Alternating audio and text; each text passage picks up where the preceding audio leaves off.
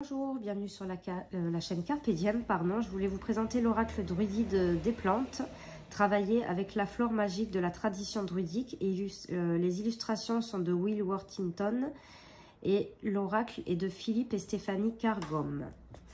Donc c'est un gros coffret, il est aux éditions Vega au prix de 26 €.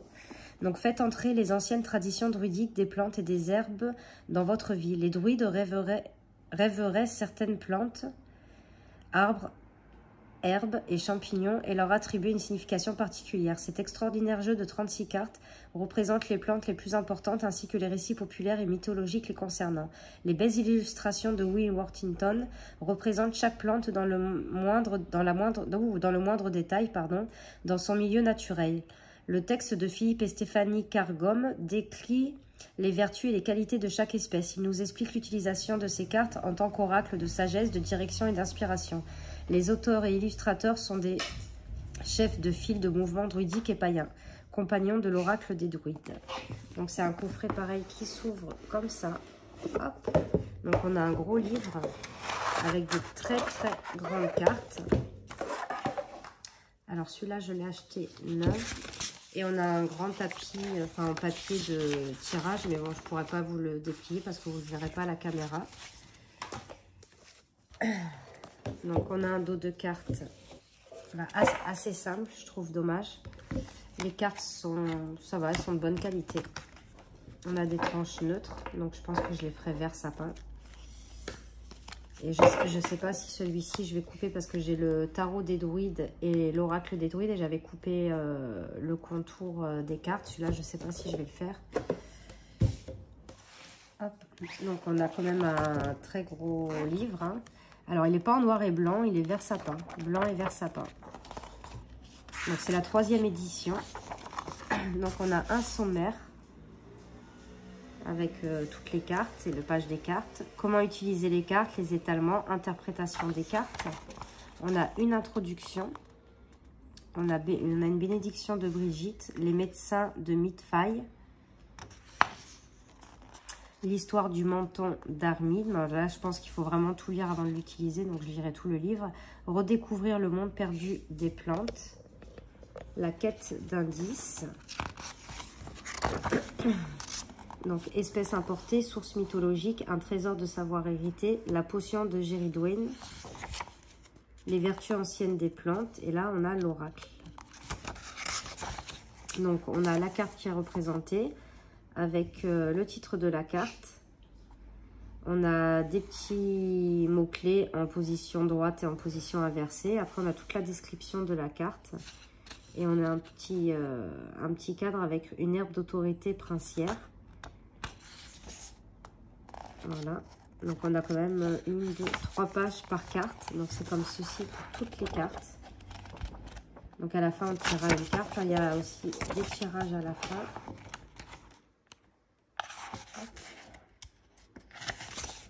Donc comment utiliser les cartes. Un outil magique pour créer l'avenir. Un catalyseur pour la méditation. Utiliser les cartes pour la direction. Les cartes vierges. Travailler avec le jeu. Donc, choisir les cartes. Travailler avec une seule carte. On a travaillé avec 2 cartes. Travailler avec 3 cartes. La méthode intuitive. Les étalements. Étalement de la croix de Brigitte. Étalement du pentagramme. Donc là, on voit pensée, esprit, sentiment, intuition, sensation. On a l'étalement de la Wen. Donc, passé, présent, futur. Les idées, les émotions, les manifestations. Donc, on a pas mal de tirages aussi. Et étalement du menton d'Armide. Et on a aussi l'étalement du chaudron de Géridwen. Vous voyez, il y a pas mal de tirages. Hein. Interpréter les cartes, exemple de lecture. Donc, on a un exemple de lecture. Donc, ça, je trouve ça super génial quand ils mettent ça dans un livre. Et à la fin, on a l'index des cartes. Donc, je pense que c'est cet oracle, avant de l'utiliser, je pense qu'il faut lire quand même toute l'introduction, regarder un peu les tirages. Donc là, on a sur les auteurs, l'illustrateur, lecture conseillée, la source, et des remerciements et notes de l'illustrateur. Donc, on a un beau livre, je pense, qui est assez complet. Donc on va regarder les cartes. Je sais pas si... Non, je vous ai pas montré la différence. Donc elles sont vraiment très très très grandes. Allez. Alors là on a l'aigre moine. Donc elles sont très jolies. Hein. La bétoine. La bourrache. Les ronces avec les murs sauvages. Bardane. Fève celte. J'aime beaucoup, beaucoup les illustrations. La camomille, j'en avais chez moi. Trèfle. La consoude, on en avait fait pousser aussi. Alors, une fois que ça pousse, ça après, par contre, ça s'étale. Pied de veau. Fougère.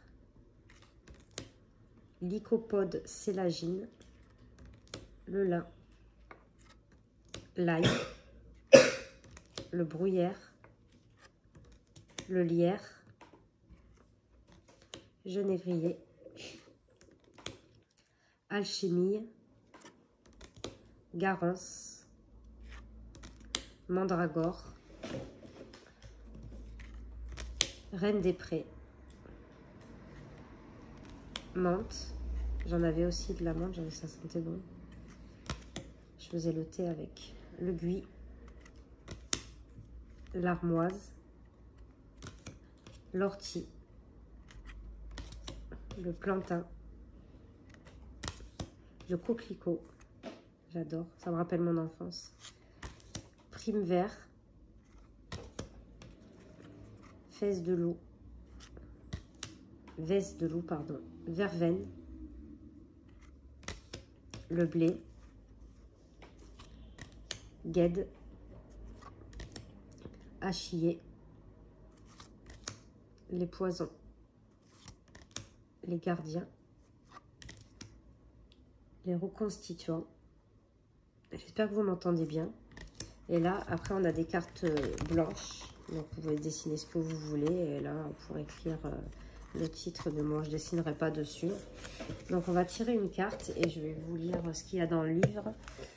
Donc, ça va être un peu long parce qu'il y a 3 pages. Mais comme ça, au moins, vous voyez bien... déjà si ça vous plaît, parce que bon, les cartes sont belles et parfois il y a des textes qui ne vous plaisent pas. Bon, ça y est, à la sauter.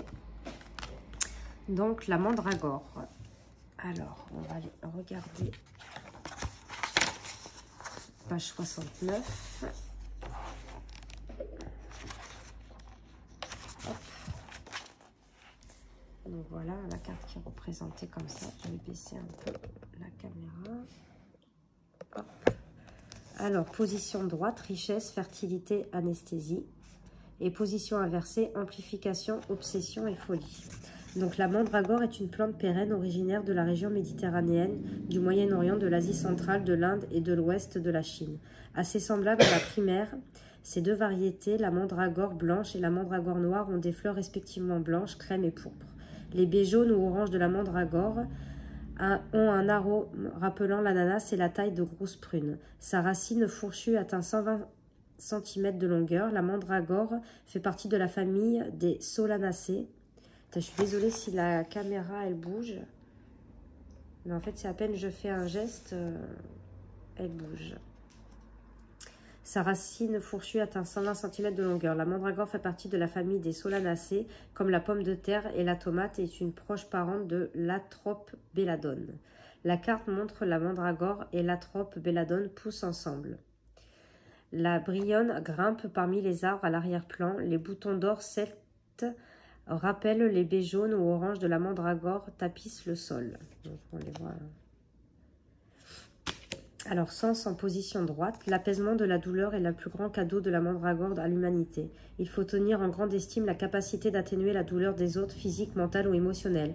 Si vous avez choisi cette carte, on fait appel à vous pour atténuer d'une manière ou d'une autre la souffrance, offrir des paroles de consolation aux amis en détresse, choisir une vocation, suivre une formation ou travailler pour le bien des autres. La carte suggère par ailleurs que vous entrez dans une phase de chance exceptionnelle, même de fortune. La mandragore a été associée à la prospérité et à la chance pendant des siècles. Ceux qui ont planté par le passé les graines du bonheur pensent s'atteindre à connaître la joie.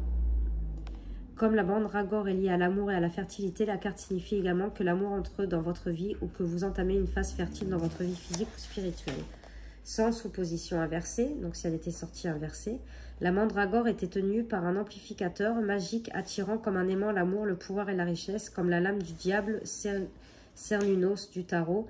Les forces qu'elle représente pouvaient être bénéfiques ou nuisibles selon l'intention et la maturité de celui qui s'en sert.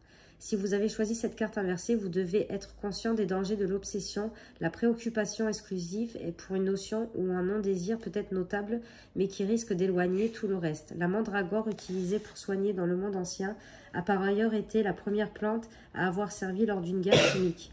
Hannibal, le général carthaginois, a fait semblant de se retirer face à un ennemi africain en laissant derrière lui un vin empoisonné à la mandragore.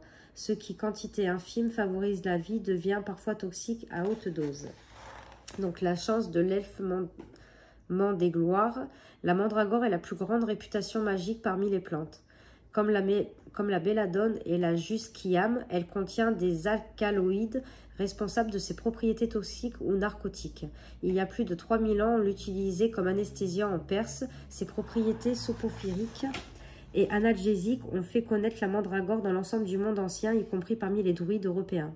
La réputation de plante magique de la mandragore était telle qu'il était sage de posséder un morceau de racine susceptible d'éloigner les maladies, les démons, la malchance ou d'attirer la richesse, la fertilité et la chance.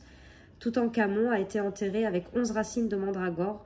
Dioscoride et Pline parlent des effets miraculeux de cette plante. Les Grecs et les Romains portaient des homuncules en mandragore comme amulette de chance de protection. L'anneau sagillaire du roi Salomon renfermait une racine de mandragore. Donc je trouve pas mal parce qu'on apprend pas mal de choses. Introduite en Grande-Bretagne par les Romains, la mandragore a été utilisée pendant des siècles dans la chirurgie. Les médecins anglo-saxons s'en servaient au 8e siècle. Une éponge soporifique imbibée de mandragore et d'opium était utilisée au 12e siècle. Au 19e siècle, elle poussait encore en abondance dans les jardins anglais. Bien que l'anesthésie soit son principal usage, la mandragore servait aussi de puissant aphrodisiaque. Au 3e siècle avant Jésus-Christ, Théophaste parle de potions d'amour comportant la mandragore. Sa réputation dans ce domaine a subsisté en Europe jusque vers le milieu du XIXe siècle. Les jeunes filles roumaines ramassaient les racines aidées par de vieilles femmes en chantonnant « Mandragore, mandragore, marie-moi d'ici un mois ». Les racines de mandragore ressemblent à des homoncules dotés d'organes génitaux et étaient tenus par des fétiches susceptibles de renfermer l'esprit errant de l'elfe, mandégloire, qui apportait à son propriétaire richesse et protection magique et favorisait la divination. Une négoce de faux homuncules de mandragore fait de racines brillonnes blanches apparues à l'époque médiévale a duré jusqu'au début du XXe siècle. Les racines étaient déterrées, sculptées, pour leur donner une forme humanoïde, puis semées d'herbes ou de millet pour imiter la chevelure avant d'être plantées dans du sable humide jusqu'à ce que la chevelure ait poussé. Donc voilà pour la carte de la mandragone. Donc vous voyez, il y a quand même pas mal de textes, on apprend beaucoup de choses. Donc soit vous pouvez vous en servir, si vous tirez moi si je tire une carte, je lirai, comme je vous ai fait là, je lirai tout. Mais plusieurs cartes, je dirais que les significations, les petites significations qu'il y a avec les mots-clés.